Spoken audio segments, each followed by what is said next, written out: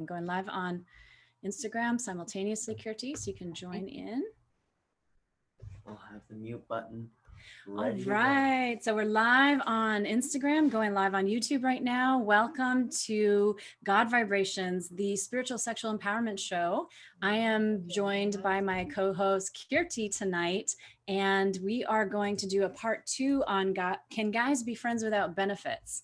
I know that this was a popular topic last week, and I'm excited to dive in with Kirti and see, I'm piping her in right now to Instagram, see what else we can uncover. Kirti and I like to dive deep into these things. Yes. That's right. That's what we do. Dive deep. Okay, now I'm off the screen, so I'm adjusting this camera. Try your, is your Instagram volume, your phone volume all the way down, Kirti? Should be. Okay, we might still have to use headphones. Yeah. All right. I thought we would try it. That's all the way down. Okay. Yeah, I feel like I'm in the vortex with you right now. There we go. Wait, we can just have it play from. Oh. It's okay. Yes. I'm so ready to dive deep into this subject tonight. Okay. I had a really powerful weekend, so it's actually perfect timing for this. I wanted to ask you about that. We're still getting an echo. Do you have headphones? Yeah, let me get my headphones. Okay.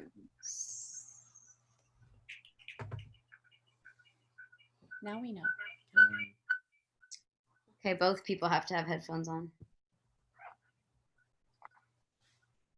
Mm-hmm.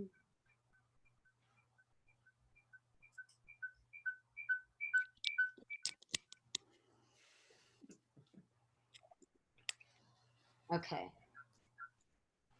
Is that better? I already plugged them in. Okay, I'm not hearing any doubles. All right. Hey, Jen. Hey, Mike. So nice to see you. Hey, okay.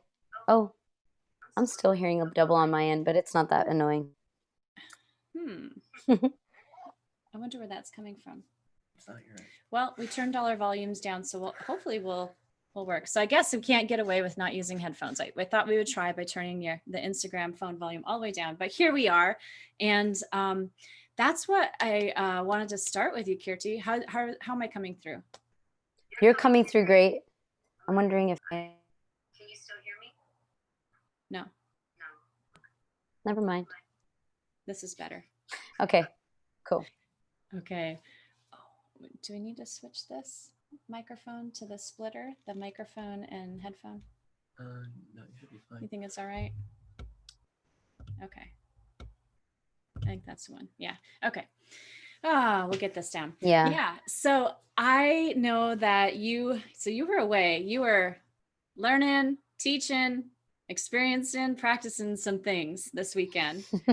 And before we dive into this topic of can guys be friends without benefits, tell everybody what you were up to, because I know I'm curious. Yeah, I went to two amazing gatherings, actually. One was in Asheville, North Carolina. Shout out to Progressive Love Academy. And it was about the new cultural paradigm in 2020 and how really our approach to healing the planet is about changing the dynamics of our relating to one another, and how we process our emotions. Ultimately, if you watered it down to the basics, and what it extends and expands into, ultimately practicing this work is within your relationship. How can you truly allow your partners to be free and fully expressed? And that goes into even, their attractions outside of your relationship, and how do we process that as human beings, and how have we been kind of culturally programmed to deal with that. Yeah, so that was one conference, and I was blessed and honored to be able to receive coaching from Progressive Love Academy. And the partner that I went with so far, he has been learning and training not just from them, but from their teachers since 2002. So it was kind of a very nice family reunion for him as well. And then from there, we went to Atlanta, and we've been in a course about tantric energy healing, and really, when you're working with clients and you have these breakthroughs, right? Or, breakthroughs that are either that they go into a deep, relaxed state of comfort, or they might just shed one tear, or sometimes they're just like in an orgasmic state of bliss, of like self-love and loving consciousness and the collective. How do we maintain that energy and keep it riding high? So we've been in a course on that, and we've been doing everything in that course really with one another and for ourselves independently. So it was really beautiful to go to this course we've been in Zoom classes with, and like meet the people who are attending live, and really ultimately do table work in a large setting. So we were doing tantric energy healing. There was like 4 or 5 tables going at one time.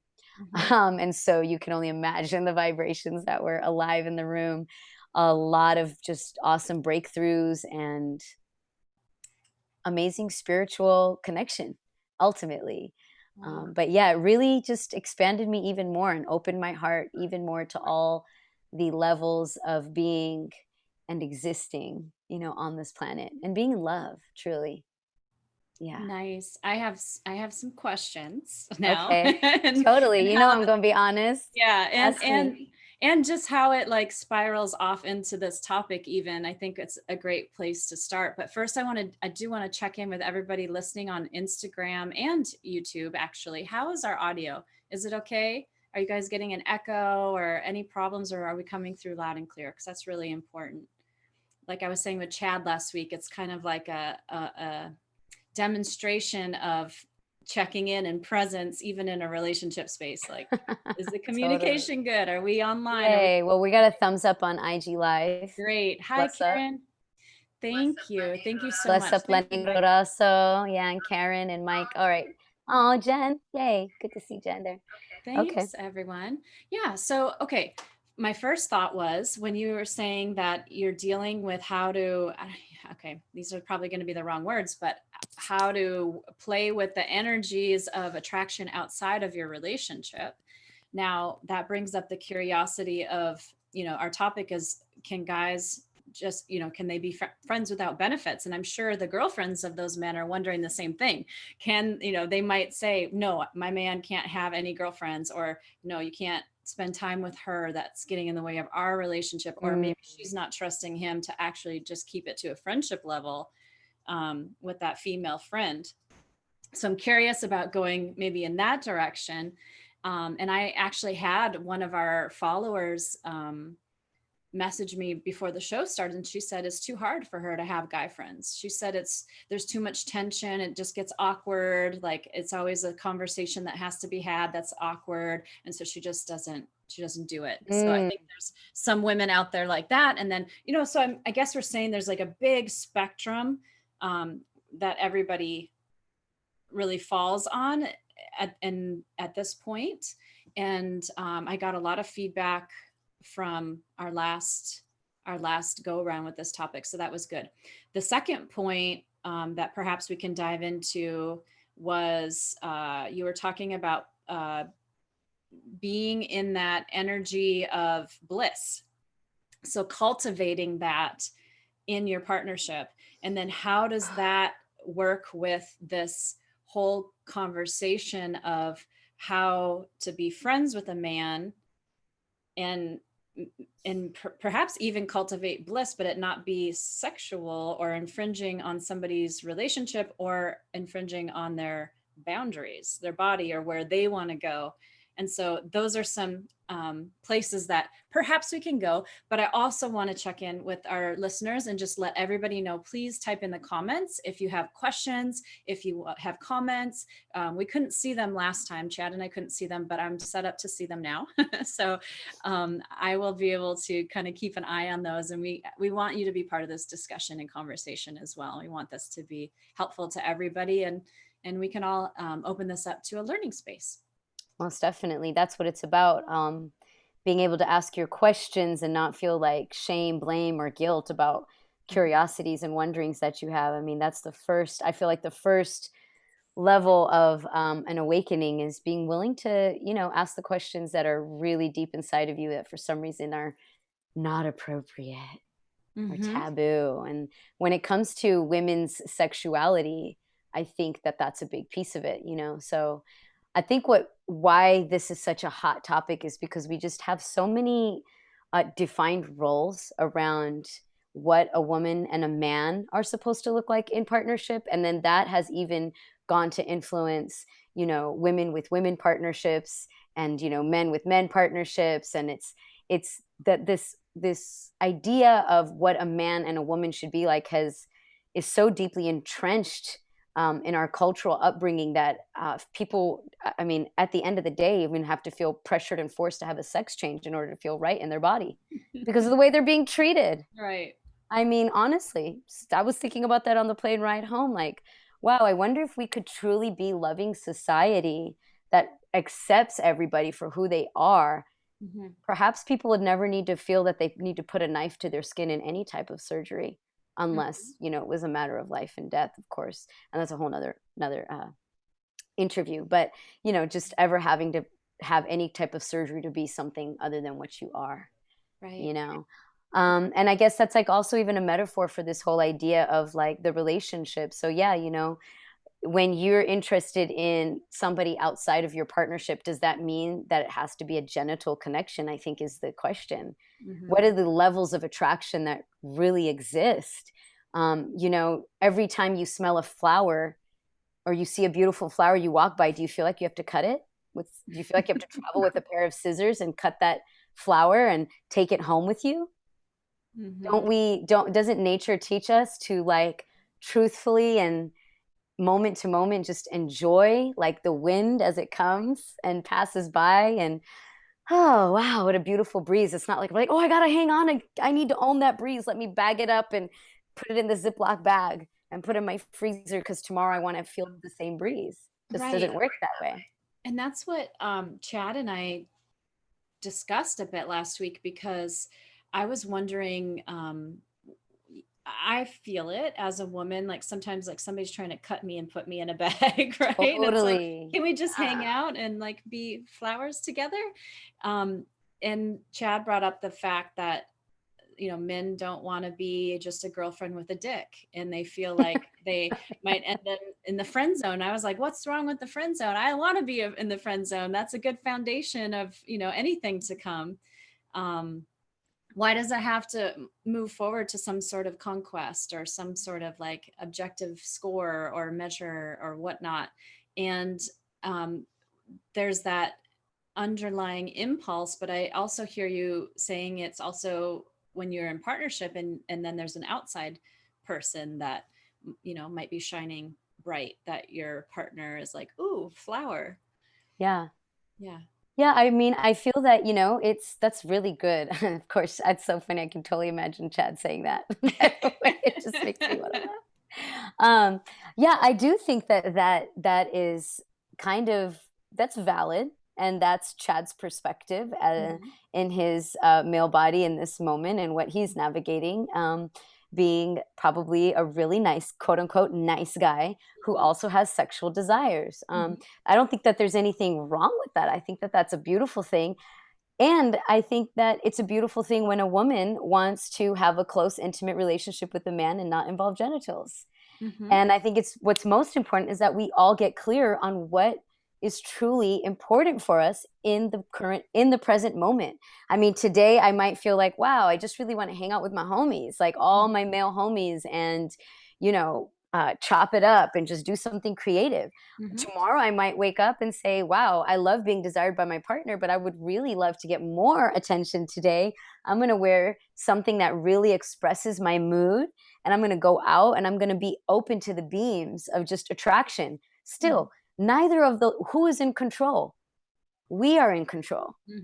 Ultimately, we as and I'll just say for our conversation right now, the feminine within us, the feminine energy in us is in control. Yeah.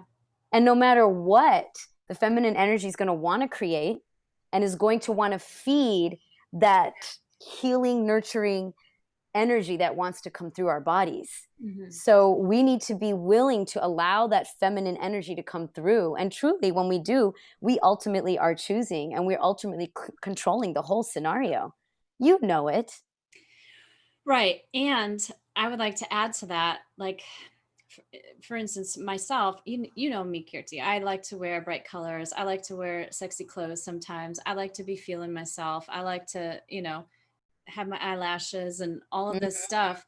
Now, I've also been accused, perhaps unfairly, perhaps not unfairly, at times of like teasing or like leading a guy on when that wasn't, that I didn't have any intentions with. And I'll first of all say I don't ever have any intentions. So that's a little, I just like to be in the moment and kind of see where things go. And as you're saying, you might like to get a little extra attention. I enjoy flirting. I enjoy flirting with everyone for the most Yes. part. If I'm in that mood, to engage Totally. people, even like when we flirt with a baby at the grocery store, we're like we make eye contact and we tell them how cute they are and we engage with their energy, right? It's a non-sexual type of flirting. And how is it in the guy's mind? And some guys, they feel like if you're actually feeling yourself and enjoying your energy and using your energy to make another person light up as well and dance with you, that now you're a tease or Right. you're Right. leading them on. So what's Yeah, I love that. And I think that most women have probably experienced that. I mean, I think women pretty much know it's not that hard to ultimately, that animal instinct and primal thing that we have that we kind of battle. It's like we like it, but I don't like it like that or all the time. I think ultimately we have to realize that our Western culture, we live in a porn society, man. Mhm. So, anytime we're not discussing sensuality and sexuality at a young enough age before children are exposed to porn, right? So how they ultimately view a woman's body sexually is actually like this really weird prepubescent, like whole body shaved kind of little girl, or it's just like focusing on just the action of sex. It's not really about sensuality and like living life like you're smelling every rose and appreciating things as they come and go, and nurturing healing energy. It's really just like when you want it, you get it, and you get it fast. And what I like to call the fast food attitude of Western civilization. It's like you can go through a drive-through and get it if you really want it, and if you're willing to pay, you pay big bucks, you can even get more access to more things. So I think that couple that with the fact that most of our media and most of our movies are also portraying that they're not really showing too much of progressive relationships where a woman can be dressed up and just truly be appreciated, right? And so you can't blame somebody that sees somebody as gorgeous as you beaming her light, which you can't control that, right? Well, it's like, honestly, if you were not wearing, really, yeah, and even if you were wearing sweatpants, honestly, if you were wearing sweatpants, let's keep it real. If you were wearing sweatpants with a turtleneck and it was all black and you walked into a store, you're still going to get some energy, because we all carry a light of expression and we're all connecting on levels in lots of different ways. And so we just have to let that be heard and known. Like, and when you want to express yourself, you don't have to control it. Also, this is the piece where we see our Hindu deities, one foot on the ground, one foot transcending. You also want to be grounded in knowing society and culture's upbringing. So for me, like something that I do when I feel like, like this weekend, there was some times where I pushed some boundaries of my own with the things that I wore and dressed up. Like, I've been in quarantine phase. I was like, well, let me try to be sexy, and I wanted to be sexy with my partner. And, you get that type of attention. People are talking to you that way. And it's like, that's not the intention I was going in there with. But now if a man sees the way I'm dressed and starts to interpret it that way, what really works for me is I understand that what's really going on, like we have this interaction, but on another level, this is like ego and wounded child action playing out, right? Where he clearly sees something that he likes and is navigating how to be respectful, but also the fact that he wants it, right? And then there's me, who's navigating being a powerful, attractive woman, who's dealt with being used for my looks or for my sexuality, because we live in this patriarchal society. So at the end of the day, it's just a lot of drama and a lot of ego. But if we could get to this, one of us gets to the point of, oh, wow, like there's something that's, we're talking to each other to learn something from each other right now. Mm-hmm.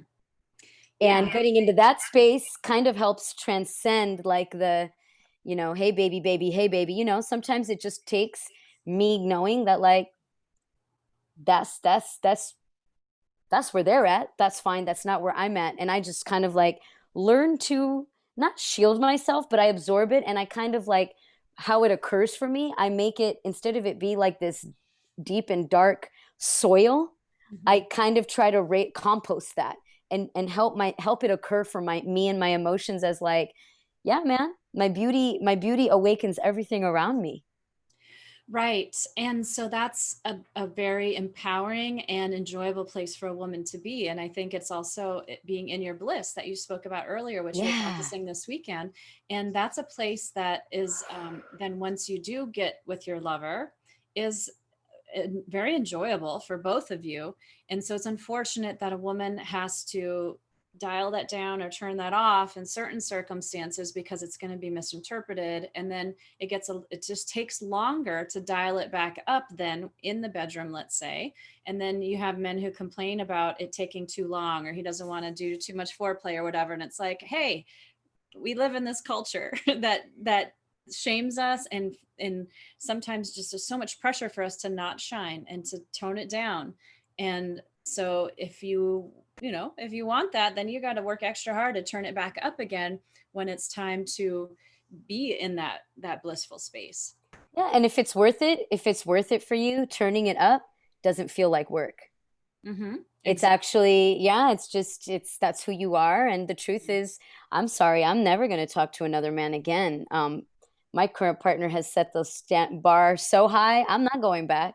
Any other man that comes into my life, any other lover that comes into my life will write me poetry, will do foreplay, will do energy work with me, will be spiritual, will walk the spiritual path. And, we have to make those distinctions for ourselves as women so that we start to, clear the path for and release what we've been conditioned to want and actually tune into what is truly ideal for us in this lifetime. And what's ideal for you may be different than what's ideal for me. Absolutely. But the truth is, if we inspire one another to be our truest, fullest expressions of ourselves in that bliss space on the table, it's like you just don't, it's like I could see what a woman's typically conditioned to want, right? Mm-hmm. Which I can't even think of right now because I don't even know you're so far away from that now. Yeah. What is the typical, like let's be stereotypical for a moment. What is that? That women are stereotypically conditioned to want from a relationship. Yeah. Like what type of men are attractive typically, stereotypically? What does that look like? I think women will want somebody who, chivalrous, who like take her out, will pay for dinner, who's a good provider, who is romantic, but also gives her back rubs and rubs her feet and, can right. be her partner in life, but also, be there for the emotional aspects. And I've also heard from very good men that is very hard to do, to be that chivalrous masculine provider and then switch gears and be like, that emotional, open, vulnerable space. Not that it's impossible, but they live in a culture that's pressuring them to be it's tiring. I'm sure it must be tiring for men who are like, holding down families and children and like serving their wives, and they're going to work. And I'm sure there's a big, nice, deep desire to just be like, man, can I just like enjoy life and just not be around somebody who's expecting anything from me?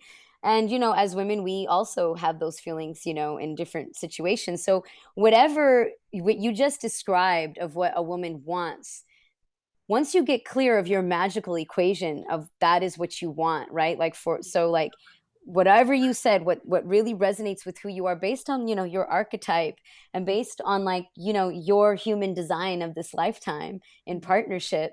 Once you get clear with that, the way I feel that the awakening happens and that you actually manifest that partner of your dreams is that you have to, once you've unlocked it and opened it and you said, wow, that's what I want, that's my magical equation, you have to be willing and able to accept that in whatever package it arrives in.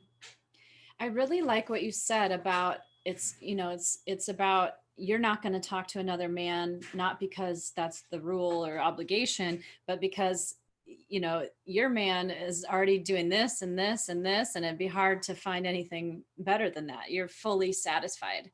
And so to like put that out there to folks, like whether, again, we're talking about can guys be friends without benefits. So if you're that other half of the partner, that your guy is out there hanging out with a woman or whatever else, it's about not having these strict rules, but being the partner that will fulfill that person. And like you said, matching their blueprint or their human design and what they came into this world with, because it is going to be different for everybody.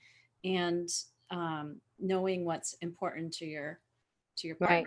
And ultimately, we have to remember, we don't want anyone controlling our genitals. Right. I don't want somebody telling me what to do with my genitals, with my body. Then I honestly don't have the right to tell anybody else what they do with theirs, nor make them feel that their genitals are being controlled by me and what their desires are. So, taking it a deeper level, it's like, okay, well, I'm ultimately totally satisfied. Now, I might be totally satisfied by him, but I'm also willing to accept that maybe all of my marks aren't his full gamut. They might not be. Maybe because of his archetype and his desires, he may have different wants and needs. So how much do I unconditionally love my partner to the place where it's like, wow, I really truly want you to have everything that you need. I am actually ultimately satisfied in my ego. Could my ego be okay with you being with me and like also hanging out with her? What levels am I comfortable with? Because the truth is, I have a partnership, but I have many, many close relationships with men where before in other relationships, my partners would not have been okay with. Okay. Right. Like I would not be able to like hang out with a friend all night long, or go to the beach with just a guy friend, record a song with a guy, lay tracks down, get an Airbnb and get creative with a guy. Like my past lovers would probably not be so okay with that. Whereas, my current lover, we have this understanding, right? That it's like, okay, I'm not physically getting involved with other men or women, but I am creatively getting involved with them, which for me is very, very similar. It feeds this like passion within me that actually helps me. Really, I don't want to engage sexually with a lot of other people because the arts and creativity does so much for me. Get what I'm saying? Yeah. Are you hearing an echo? Yeah, on my end, but I just thought it was me. No, I don't think. Oh shoot, it is my volume. So I turned my volume down and then I guess. Okay, yeah, now I'm fine. Now I don't hear it. That's okay. And so that's the headphones then. Do you hear her in there? What's that? Do you hear her in your headphones? Yeah, but then there's an echo also, but it must have been coming through the phone. As long as everybody else is hanging in there. Yeah. Anyways, so that's kind of the thing is like at the end of the day, how much are we willing to, we've been really conditioned to think that the relationships have to look one way. It's not even about poly or monogamy or, to me, it's about honesty. It's just about honesty and having tools to communicate that honesty. And when we can truly understand where each other's coming from a place of witnessing and not a place of egoic control, you'd be surprised what really happens and what really emerges. And I think that we're in a society where it's always the assumption that men are out there looking. But the truth is, why can't it be that women are out there also looking? Because the truth is, I'm attracted to lots of men and beings and women every single day. I'm attracted to them. And I would like to be able to come home and say, wow, I really met this dynamic man today. And like, he just gave me a compliment and it made me feel so wonderful. And I would love to share that. I mean, I should be able to share that with my partner. If my partner wants to go out with another woman, well, then, we are going to create a system where I will also be going out with another man. right? So Like yeah, that should be equal to me. and so I totally get what you're saying, and I want to validate what maybe some folks might be thinking as they're listening to us, because it takes a while to get there, Yeah. to that point. And I would say, I'll use the analogy, like my sister is libertarian and we have this conversation, and I say libertarianism is a great, political strategy, just personal responsibility, like everybody free, do your thing. I said that would be fantastic for a utopian society where everybody would take care of their neighbors and all of that stuff. But the reality is we don't have a utopian society. So we have to sometimes put some laws in place to make sure that the people that were born with, certain disadvantages have systems in place to support, or a safety net or whatnot. And I kind of feel like in this conversation, there are men who have a history of cheating. There are women who have been cheated on many times. And so to just say, oh, it's your ego that's making you feel this way, is, it might be triggering to some, because there's real healing that needs to be done. And I would say that, yes, we are responsible. That person is responsible for what their behavior and what they did. And we are responsible for doing the healing. But if we continue to be in partnership with that person that did the cheating or the betrayal of whatever sort, it's that person's responsibility to earn the trust back too. So that kind of puts things in a different category. And then we have the situation where perhaps your current partner did not cheat on you, but you've been cheated on so many times that when they do something, they have a behavior that triggers, it could be totally innocent. Like you said, they met this dynamic person and they're like excited about it or want to talk about it. And this other person immediately goes into their woundedness. Right. And then they want to like control, and they have to, Right. and then they end up pushing their partner further away. Right. Well, I mean, both partners have to be committed to the healing through relationship, don't they? Exactly. So that's a piece that I'm talking about, is that healing also has to happen through relationship. There's and I mean, much you can do on your own. If we consistently make decisions in our current relationship based on the failures of our past relationships, we're really not going to go anywhere. But what we can do is own the failing, what we think were failures, because the truth was karma, there is no bad karma. All karma is good karma, because there's always something to learn from it, right? So it's like you can call your past relationships failing relationships, or it's like, wow, like it produced so much healing and so much awakening for me. I'm one of those women. I mean, I've been cheated on in every single relationship that I've been on, from, like from not being told that there was kissing and fondling involved to like full on, sexual connection, and finding out after, sometimes years later, sometimes more than one woman, sometimes multiple women. And I definitely have that pain and that wound. That's what really led me into this work. You see, the gift of the wound is so beautiful. That's what led me into this work, because I started to realize like, it's been 20 years of me trying to do this like long-term marriage and children. And I've had a couple of long-term marriage-like relationships, like, and they're not feeling what I'm seeing everybody else is doing with ease. What is that? And I started to just dig really deep into like, who was I attracting? What was the dynamic of man that I was attracting in my life? Dynamic of lover that I was attracting in my life? And like, really, what was I fully open to? And the truth was, I definitely felt that I was attracting, and I'm just speaking for myself, but I was attracting relationships and partnerships that were dimming my light the same way I felt my light was being dimmed in my family. Right. And so I had to recreate that type of relationship with really overpowering and somewhat manipulative relationships. Now, when you're ready to do that healing for yourself, you're going to start to have your Kali shakedown. You'll start to shake loose and really get rid of the stuff that doesn't serve you, like all men cheat. All humans cheat. In monogamous relationships, quote unquote monogamous, people are cheating. Both sides are cheating.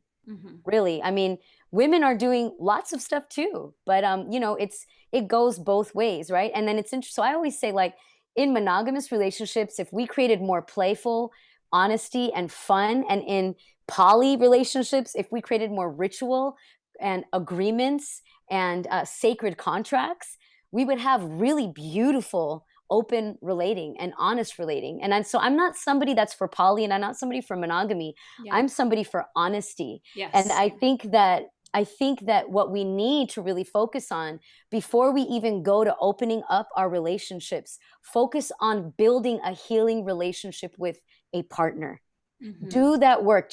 And before you do that, build that relationship with yourself.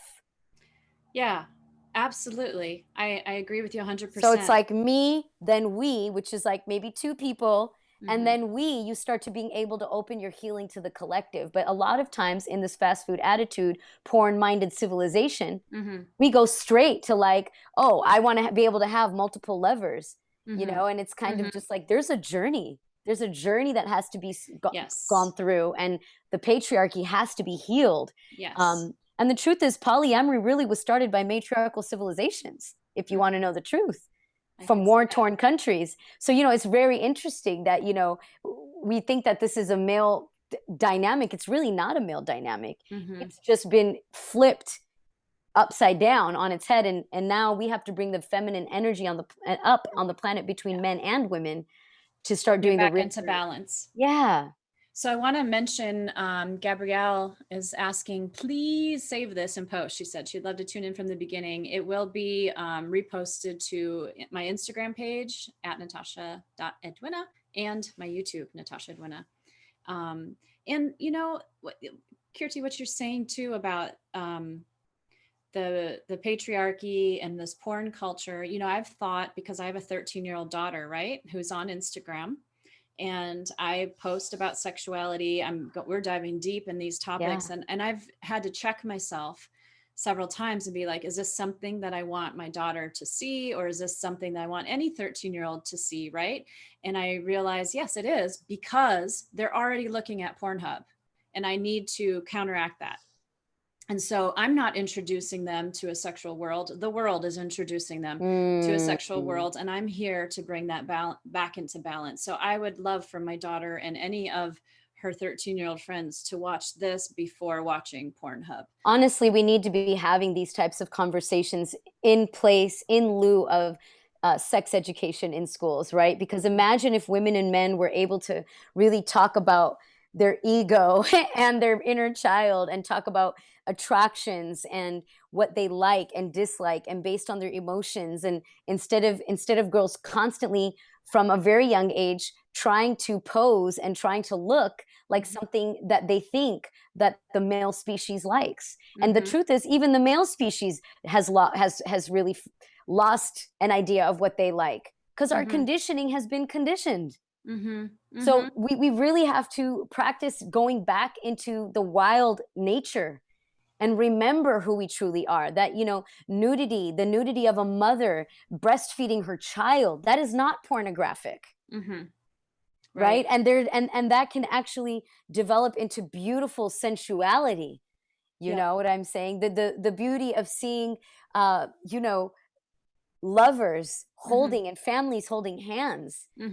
You know, and just expressing love in public.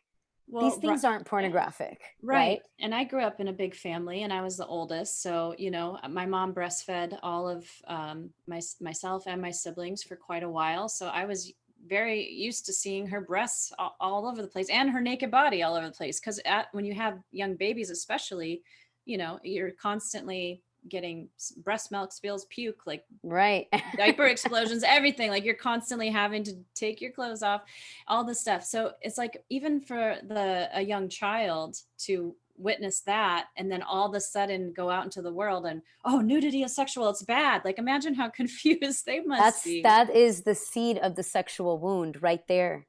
Was the moment we were taught that nudity is inappropriate and not natural.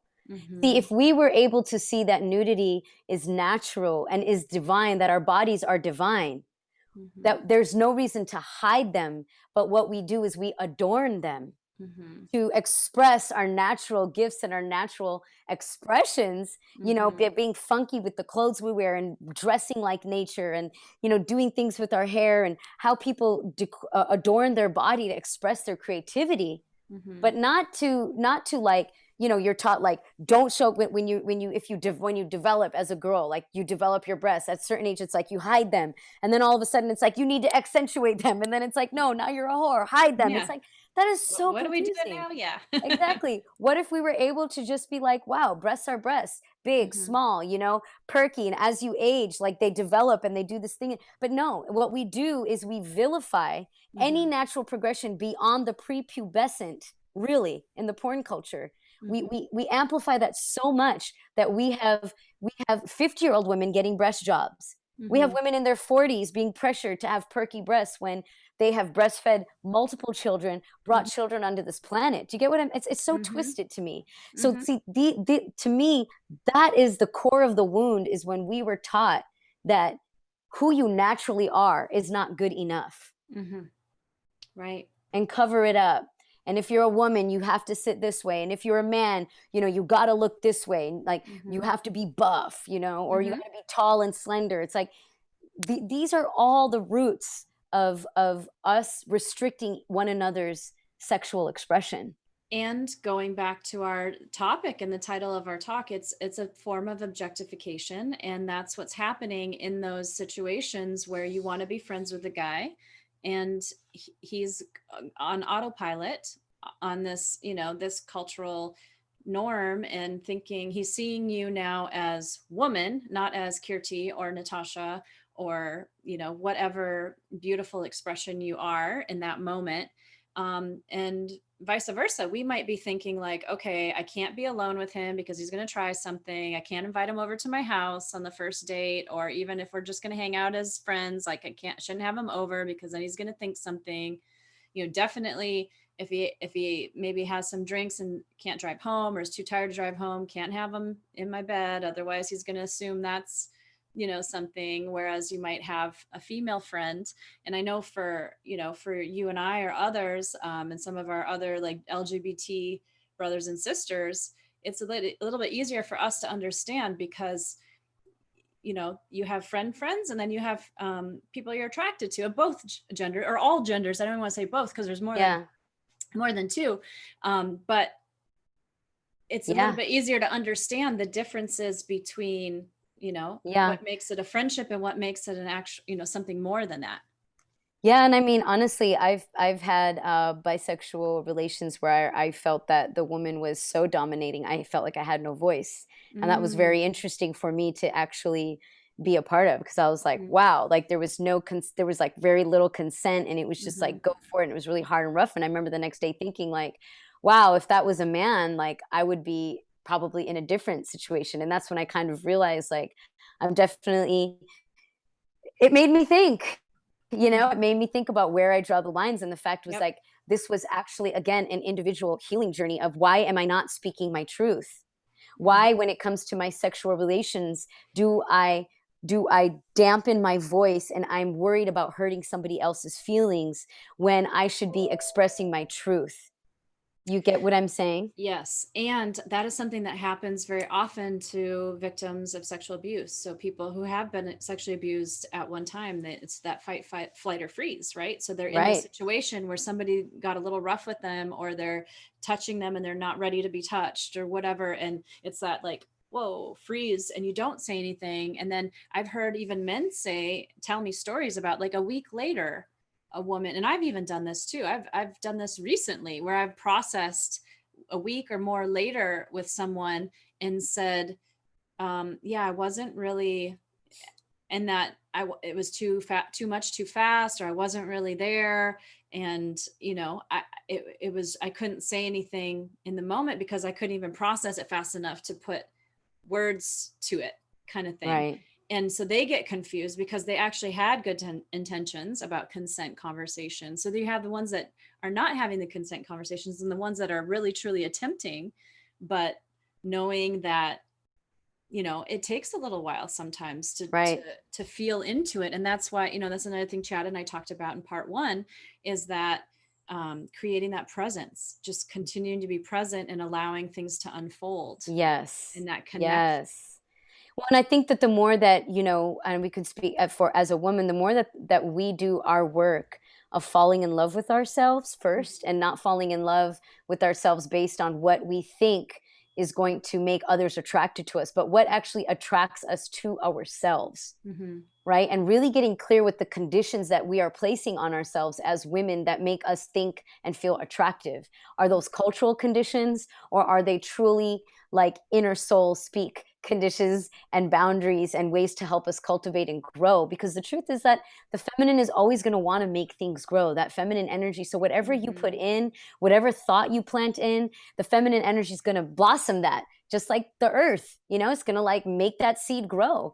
So the more we do that as women, we turn ourselves on, you know, any way that works, you know, like getting dressed up and looking in the mirror, you know, self-massage, dancing, spending time, you know, naked in the sun, you know, going to Black's Beach. Yesterday. Yeah.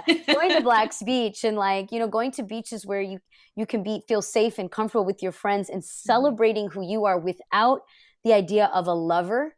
That is going to actually allow you to harness your women inner wisdom, divine intuition so keenly that when you are in the presence of a male friend, and this is a beautiful tool for the women that resonate with this, that are listening, this is a great and gorgeous tool, that the more self-work you do, the more, you know, intimate, sensual energy that you do with yourself, your intuition gets so strong that your pussy, when she speaks, it will be clear.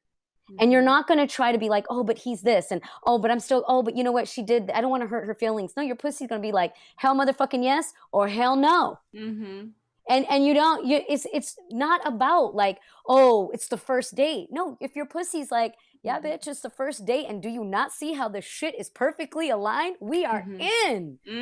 Yeah, I say go for it. Go for it. And your pussy will also say, hey, you know what? I think this person was really attractive. However, there were a couple of things in the night that makes me think that I might have had too much to drink, or like we're on that, or alcohol's being used right now, or marijuana, or whatever, anything, or maybe alters the perception a little bit, and it might totally be slower on the reaction time. Or this person is just really like, you can tell when they're trying to manipulate. We know when we're in tune with our alignment. We know. All your pussy will say, hold up, step back just for a moment. Let's see if this person is really worth it. And you listen. We have to practice listening as women to our pussies. We have to practice listening to our pussies, and our pussies are attached to the whole yoni space of creation. So when we tap into that vortex and that portal of the whole uterus, right? And how the uterus is attached to, you know, the sacrum and all of that energy, when we do that work, we are not about the physical connection. And our bodies will be able to beam in, not only beam in attractions and connections that get that about us, but our pussy and our biofield, it's so fucking amazing. It will also purge out energies that no longer serve you. But you've got to do that listening work. You've got to do the pussy listening. Be a pussy whisperer. Be a pussy whisperer. Start with your own. Start with your own pussy. And believe it or not, you know, this is a stretch. I might throw some people off right here, and that's okay, because why not? It's good to have a disclaimer. You know, we all have masculine and feminine energies within us. So even the masculine feminine energy needs to do this work on themselves. They need to heal the feminine within them. And to heal the feminine, all that needs is, we just got to work on that toxic masculine, that wounded masculine. And then in the male body, the feminine, immediately that emotion begins to rise up into a healing nurturing that gives them the power to direct their energy as well in an effective way. Because I know that there's men out there that they know what they want. They're like, okay, I'm looking for this type of woman. And then like somebody who just is so gorgeous and attractive, like they can't keep it in their pants. And before they know it, they've done something that they regret. We both do it. So men have the same responsibility to heal their feminine. Absolutely. I was just talking about that this week, that the world is really cut off from the feminine. You know, it's so much like we're, like you said, we're trying to rise the feminine to take her equal place on the throne, but really we live in a world that's been like this for so long, and that means that both men and women are denying, mistrustful, not acknowledging, not trusting the feminine. So it's doing a lot of that work, and then, as you know, we create, and it's really just about creating space for it. You know, I was talking about hypnosis today, and I said, because I do hypnosis, when you go under hypnosis, it's about the surrender, the allowing yourself to go wherever you're going to go. And so it's more so about creating the space and creating the allowance of the experience to happen than having to do anything right or to have any particular experience. Yes. Once we learn that all is truly well, and we really live with that, because we know that we are able to understand our emotions and the roots of everything we do. Anytime we're disappointed, anytime we're triggered, that is a reflection of the inner child wanting to heal. When we really get clear, and then by us reparenting our own child wounds and learning how to reparent and love ourselves as men and women on this planet, the more work that we all do, the feminine will naturally come up. Yeah. Right? We've got to reparent ourselves, and we've got to reparent those inner wounds. Now, this is the thing. Reparenting also requires us to understand that every wound is a gift, that our soul chose this body and this family and this ethnicity and this land to be born on. That is what the root chakra is about. Muladhara chakra is that primal survival, right? Chose our gender, chose this so that we could have this experience and activate all other chakras, so we could understand the gift of the wound.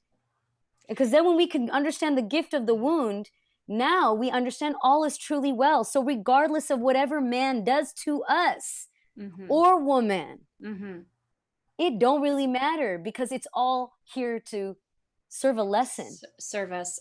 One thing I love about connecting with you, Kirti, is you just speak out loud what I was just saying or thinking like moments before, hours before. And I had a business meeting just before this. And I was just saying the same thing, is like, you know, we come through with these traumas, these wounds, and they are gifts. They give us a challenge, an opportunity to grow, resilience, wisdom, like really quickly. And seeing them like that can really help. And it looks like we have La Negro Rosso saying we have to be more androgynous consciousness.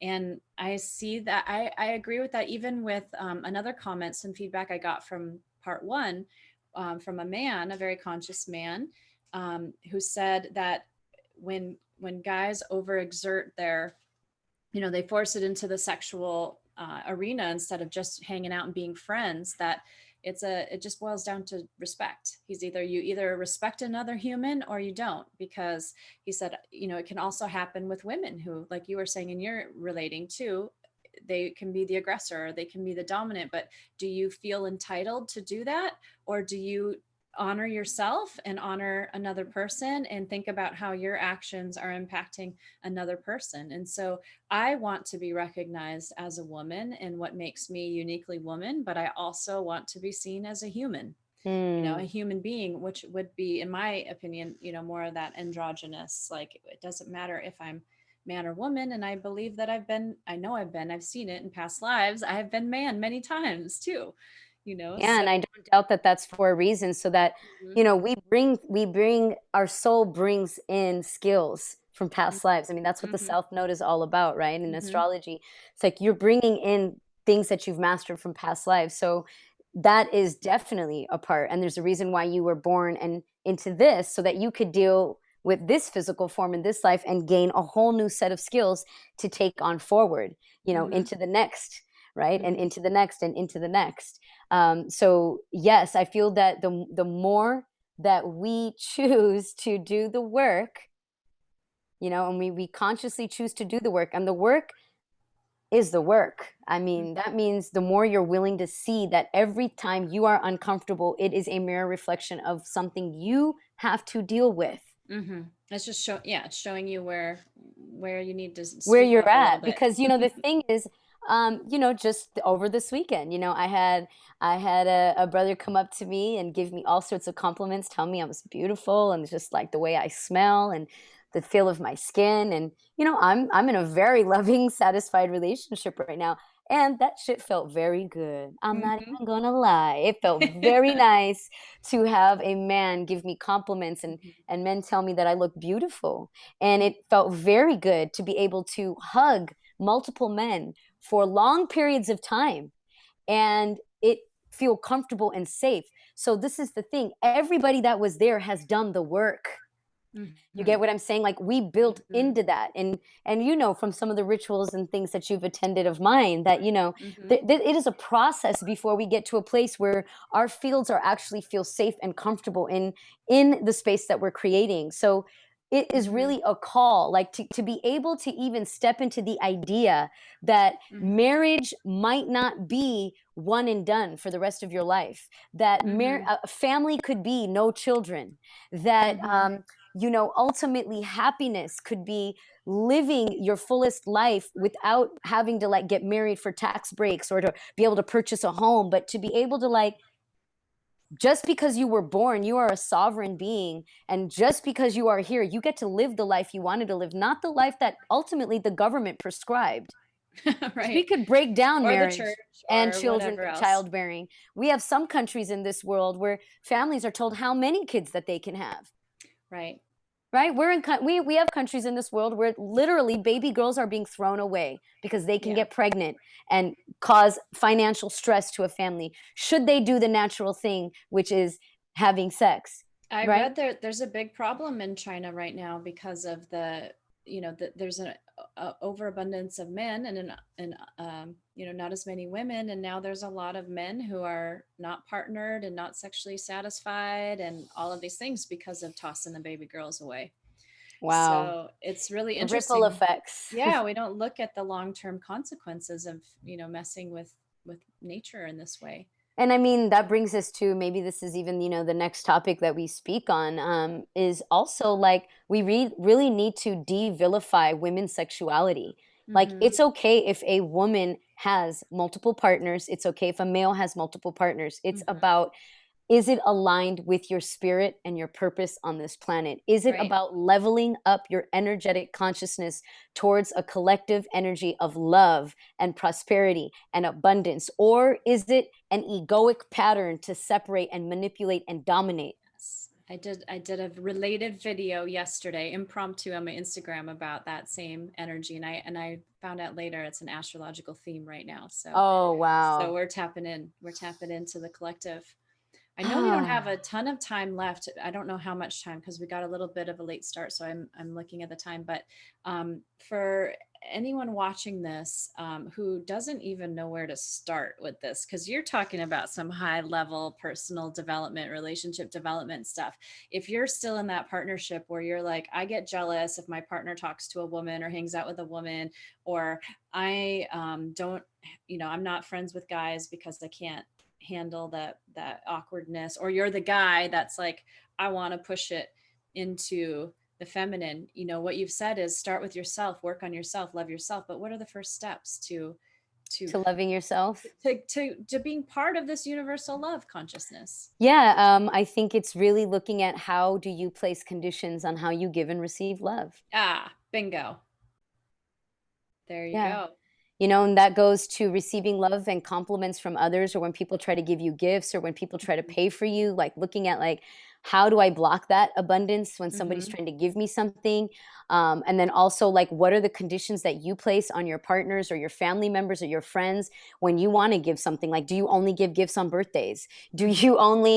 you only give compliments and when somebody gives you a compliment? Do you give Mm-hmm. compliments when you're actually feeling low about yourself because you're searching for a compliment? Like Mm-hmm. really just getting into like the nooks and crannies of how you right now are seeking to love yourself and there's nothing good or bad about it, but being like, oh wow, because the truth is that's all conditional love. Mm-hmm. Unconditional love truly is that anybody presents a murderer could hit on you and you're like, man, give thanks, I'm Yeah. blessed Right. and I'm going to keep it moving. I'm not your type, Keep it but moving. I'm not your type Yeah. and I'm flattered. but you still accept that person as they are and know that they are a reflection of you. Yeah. Yeah, absolutely.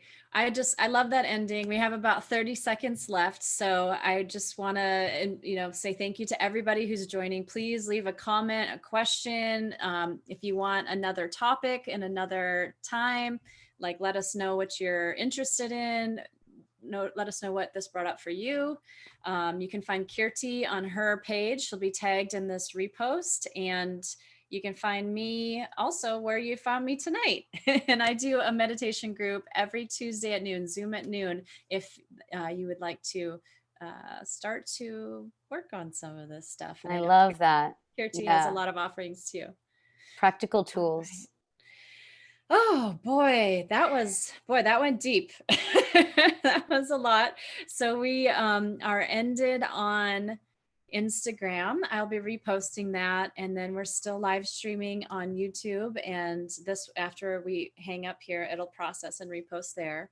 So Do you have a time limit on your YouTube one? Maybe we could give something special to your YouTube followers. There you go. You want to keep going? You want to keep? Yeah, All I think right. let's give your YouTube followers some practical tools so that they Okay. can really start this questioning piece of Yeah.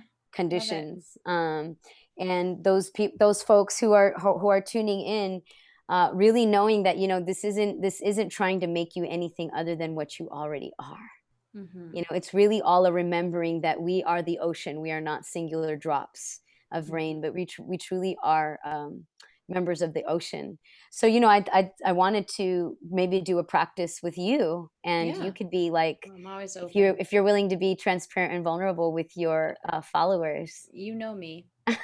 Yes, I do. Do you have to even ask? I love it. But I love the consent conversation. So thank you. Yes, Yeah. I And am also, willing. I want you to chime in with your, divine beings. Like, are they like, yeah, it's time, or they might be like, not right now. No, Natasha, not right now. All right. Yes. So yeah. Okay. Well, Moment to moment awareness. so the first thing I'd love for you to do, what we're going to do is just like a quick sound meditation. Okay. And we're going to activate the heart area, but we're going to activate the heart from really knowing who you are. Okay. And so this is a practice that I like to do with my women's groups. And we actually, each week we really, really hone in on each chakra. But I feel like your followers, I'm sure a lot of them have that spiritual or scientific background that they know that, the breath ultimately opens up and activates the cellular structure in our bodies, right? And so from that, we can open and expand. So just by bringing more oxygen into the body, we're able to activate the parasympathetic system and the vagus nerve, which allows us to, fire off all sorts of deeper spiritual connections with our brain and with our yonis and lingams for whoever's listening. Yes. So this first thing that we're going to do is make the sound of the root chakra. And the sound of the root chakra is lum. Lum. It sounds like L-U-M. And you want to go really guttural with this sound. And when you think and you make this sound, you want to think of all of your physical aspects, like your race, your hair color, all the physical components of your being. Okay. How you were put together from this earth. Okay, so that's what you're going to really think about. All right, and then we'll move up, and then we'll eventually get to the heart, where the conditions are going to be very clear for you. Okay, so this is just going to be a practicing tool for your listeners. They can do it along with us as well. And this is a great way to, until as you're building your intuitive pussy power, this is a great way to begin making that relationship with yourself. It's making sound and breathing and engaging. And those of you who are skilled with yoni breath, every exhale, begin to tighten the kegel and pull the yoni up towards the belly button. Okay, each exhale. All right, so we're going to do it 3 times. Lum. And this is what you're doing, is you're thinking about all of your physical components of your being. You're going to close your eyes and really scan your body and just see yourself for a moment right now in the mind's eye. However you appear. Take note and witness. Allow your mind to witness your imagination for a moment. Get a 360 look at your being. And be honest with yourself. Trust is very huge in the first chakra because it is our survival and primal. We've got to be able to trust ourselves. So really trust your imagination and allow your imagination to be as real as possible with your physical form. Taking a nice inhale, filling up your belly completely, relaxing the yoni space, allowing the glutes to just spread. The belly is spilling over the waistline. As you exhale,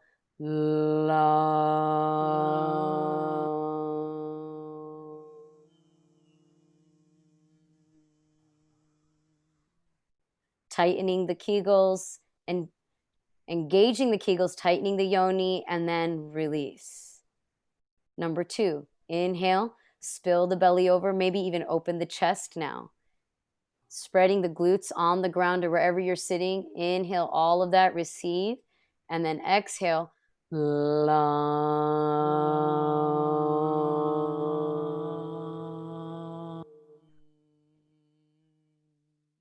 Engaging the yoni, engaging the Kegels. Hold it there. Hold it like you are making a fist with the insides of your yoni space. Contract and then slowly release. Beautiful. Last time, inhale, fill up the belly, let it spill over, spreading the glutes on your seat, opening up the chest and the breast. The heart is wide open, ready to receive. Inhale and exhale.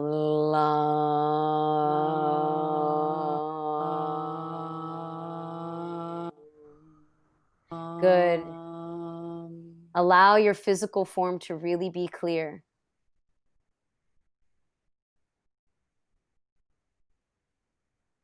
Good. Relaxing the pussy, relaxing the whole yoni space, relaxing the genitals and the hips. Let them get comfortable in the seat beneath you, almost as if they're joining in and becoming one. And as we engage the sacral, tune into the wound of the root. How have you been judged for this physical form that you carry?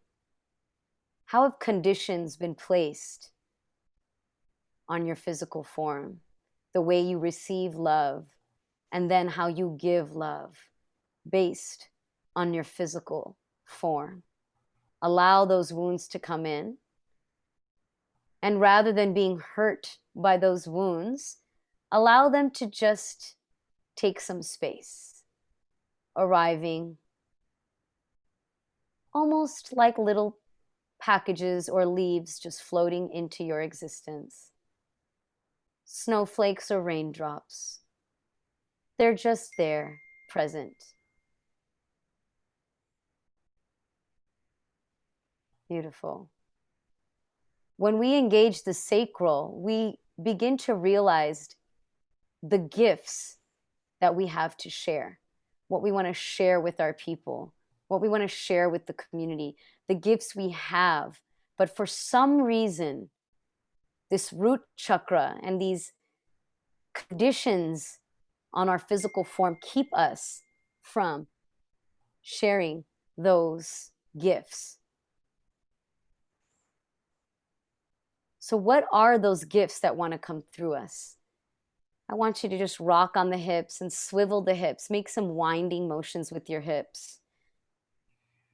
And the sound is just add some sound to your exhale. Let your gifts come clear.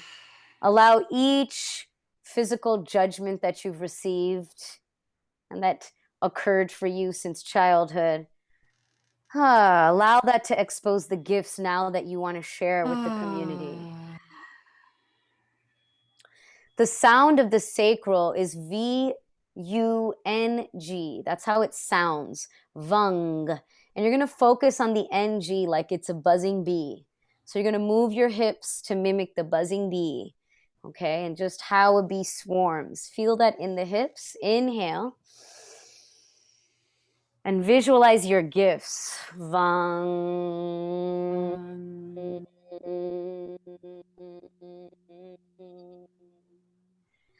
Let yourself dance among your gifts, maybe pushing out your gifts from the hips.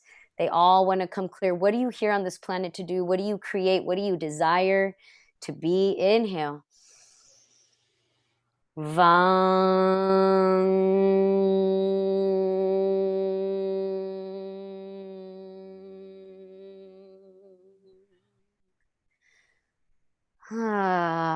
Let some breath and sound come, working the hips, the whole womb of creation where all babies are born, projects are born.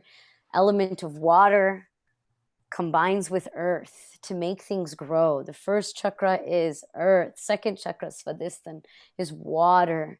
Allow the water to move in the womb. This third one, we're really, really giving birth to the gifts we have to share. Inhale.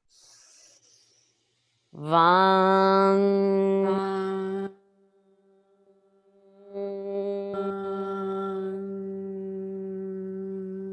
Beautiful. Just do a body scan and see those gifts. Get clear. Perhaps there's a container for each of those gifts or a well of water that represents the gifts you have to share. And allow those wounds from the first chakra to come in. How are they affecting the abundance within your well? How are the judgments on your physical form affecting your ability to share your gifts?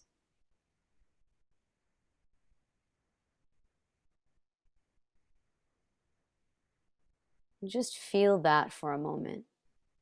The first two chakras, they're very deep and they ask so much of us. They require attention and love and care. It's where the wounded child sleeps and is waiting for the third and fourth chakra to come in to reparent. But allow yourself to do the dance between the well of your being and the wounds, and see how they interact and play with one another. Taking some 3 completing breaths to just complete this small process. Let's add sound to those exhales to give thanks.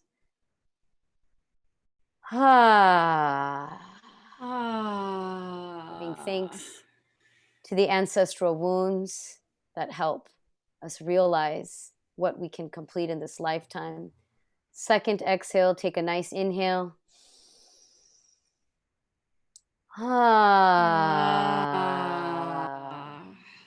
Giving thanks to this present moment, allowing whatever wants to come clear right now to come clear, so that we can come through to heal. And our last inhale and exhale, really releasing it all, giving thanks.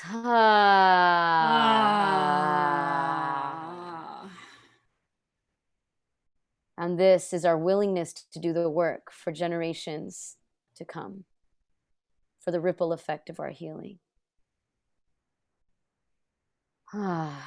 Get that 360 visual again of your physical form. Has anything changed? Has the feeling changed around that vision? Has it remained the same? No judgment, no blame. Allow it to just be as it is. And slowly begin to feel yourself sitting wherever you are, the ground beneath you, the seat beneath you, the room in which you're in, the 4 walls, the roof, and the floor. Not leaving any space behind or not coming away from a dream state, but just crossing over into another realm. Giving thanks to both sides and all sides. When you're ready, just flutter the eyes open, look around your room, and allow an object to be the oracle with the message. your eyes fall on something beautiful that's there to, it's really there. I call these the totems when we go into these other states of being, to remind us that it is real when we have these conversations with God. Take that in. And then coming back whenever you're ready.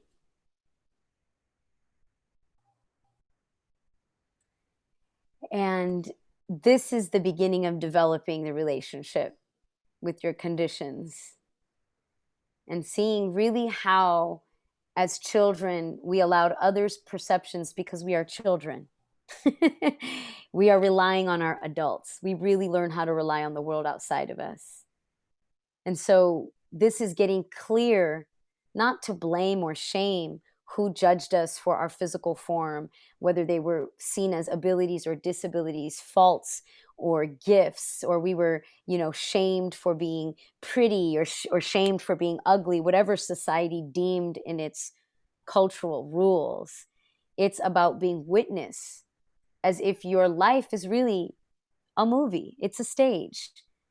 And seeing that and being willing to now go in and reparent that, and knowing that you have the ability as an adult to not make wounded child decisions with your pussy. That you can actually do this work because you know it best. You know what it felt like better than anybody else. So first and second chakra, getting really clear with the wound and how the wounds have kept you back from unconditionally giving and receiving your gifts, will allow us to get into the third and fourth chakra, the fifth and sixth, the seventh, to ultimately be in a complete healing space where really nothing really moves us or triggers us no longer. We're just in a state of being and healing. Once we can get to the seventh chakra, and the more we do the work, we can get there like this, moment to moment, just like this. We don't have to take 20 minutes of meditation before we go on a date. We can be just like moment to moment, boom, talking to the pussy, moment to moment, every step, every day, all day. And before we know it, we're just healing the planet with our mere existence. Exactly. Yeah, what came up for me when you first started was realizing that all of those judgments, all of those perceptions actually helped me create my gifts. And then I saw them actually as gifts, like little packages with ribbons that I was like floating out to people. Here, have this, have some healing, have some, learning yourself a little bit better. Here's some hypnosis, whatever else. And then a new level of projections and judgments came in based on my free and open sharing of who I am and those gifts that I've come to realize. And I realized that those can perhaps hold you back, but it was more about just seeing them as just, kind of almost like debris, like a little rock on the path or whatever that you avoid or step over, or it's just going to be there. And when I went to scan my body again to see my being, I saw myself less separate. Like I felt just more integrated as like an energy that connected my observer as well as my my observed. Yeah, wow, Yeah. Beautiful. Mm-hmm. Yeah, quick.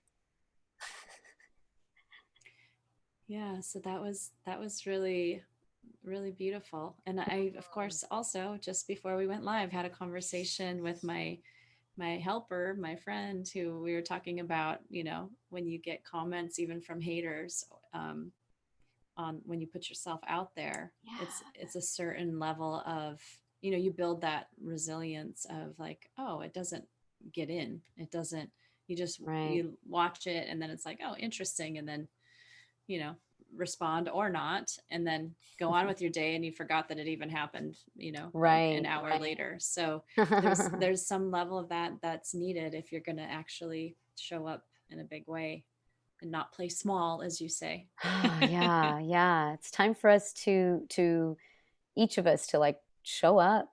Hmm. To just show up for ourselves. And the more we show up for ourselves, others are inspired to show up for themselves.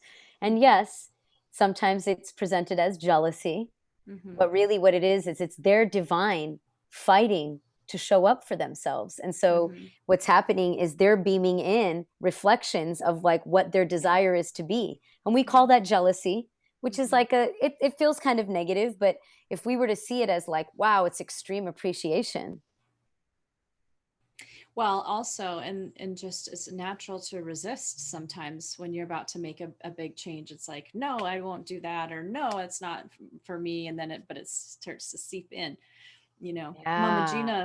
Mama Gina School of Womanly Art says, especially for men, like if like you said, women being the creative, the yoni being the creative energy, a woman will come up with this plan or this creative idea and a big one and share it with her man. And the man's like, no, no, no. And she said, expect that. Like he's going to immediately push the resistance. And that's a good sign. That means that you're okay. It's gotten in. and Yeah. now you let it be and you let it percolate. And then, and whatever else. And then eventually, Yeah. if it's meant to be, he's going to go along with that creation. So it kind of reminds me of that too. Beautiful.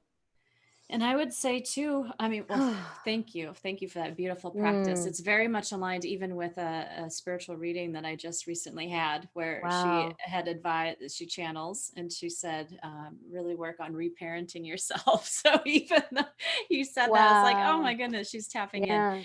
Yeah.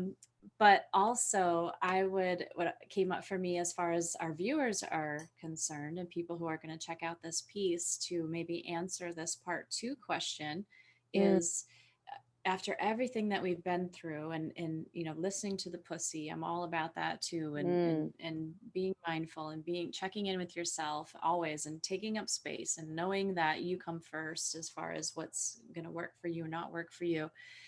If you are in that situation with a guy friend who just can't seem to be friends, it seems that the answer then is to not have him in your space, really, if he can't hang with you, right? If it's a constant, if you've done all of the work yeah, you've done the work, and you've done your work and because he's got to you've do the work too. right, and then that's a conversation, and there are protocols to have these conversations, Mm-hmm. looking into nonviolent communication and compassionate Mm-hmm. communication. There's something called up level communication with Progressive Love Academy that I was trained in, Mm-hmm.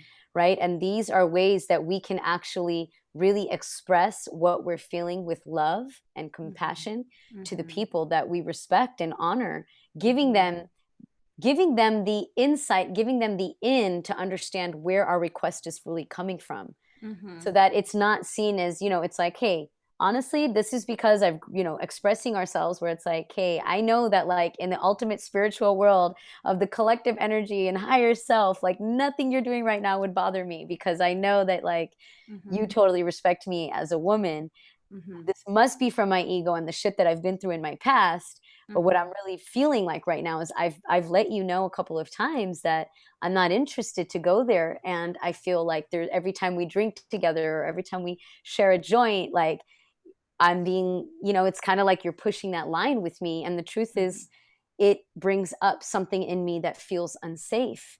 Mm-hmm. And I know that you would never want me to feel unsafe, especially in a world where all is well and we can trust the divine. But perhaps I'm not making myself clear, or I just need to Mm-hmm. let you know, like, that really bothers me, you And know? and do you feel, because I feel that it's okay for them to express interest. In fact, it's beautiful for them to say, Totally. I think you're attractive. If you ever want to take it there, I'm on board, or, whatever else, but then to request that you do so, or Well, if they really think you're attractive and they really love you, they can keep their shit in their pants yeah, for another night. exactly.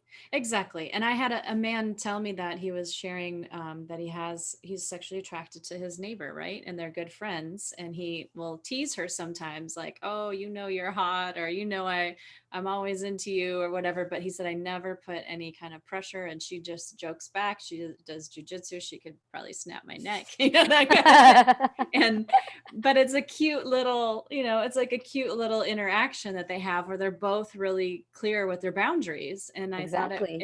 it was beautiful. I love and that. so you can have that little flirtation or playing with, and it's really authenticity because she's not into Totally. him, but he's There you into go. her. And Exactly. they can still maintain having that And you friendship. know what? Honestly, we are such our seed of Kundalini, our creativity is so childlike. It's just like children on the playground. Once they're just able to express like, oh, he didn't give me a turn, or she doesn't want to be my friend anymore. And you're like, oh, Yeah. okay. And you as an adult will be like, oh no, that's horrible. And then before you know it, the kid's over it already. Mm-hmm. All they needed to do was like, blah, get it out. Yeah, And sometimes yeah, we need good to point. do that as adults too. It's just like give that wound some space to speak, and let that come out. And honestly, their jokingly banter and their catty flirtiness, like she's honoring her boundaries, and he's actually getting his little kid's actually getting some flirtatious action that exactly that fuels his fire just enough so that he doesn't Yes. need to like pressure anybody to do anything. Right. Absolutely. Yep. Yeah. Beautiful. That's Beautiful what's work. up.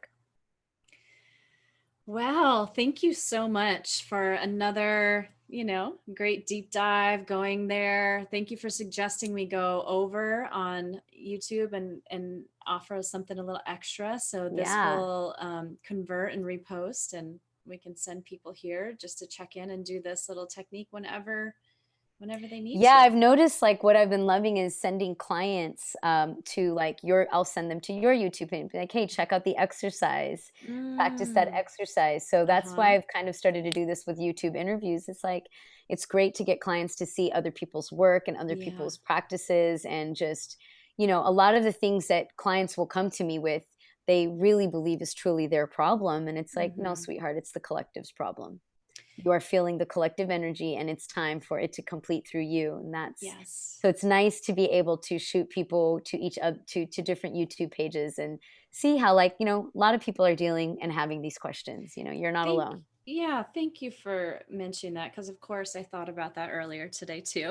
Like even like people say to me, oh, Natasha, you're more sexually open than I am, or you're more like comfortable with your body, or you're more out there than I would like to be there, but I just am not there. And I think about like, how is that? And I realized I had trauma. I had sexual trauma from a young age. So I was invited to do the work that everybody needs to do, whether they've been sexually traumatized or not, because being in this culture is sexually traumatizing.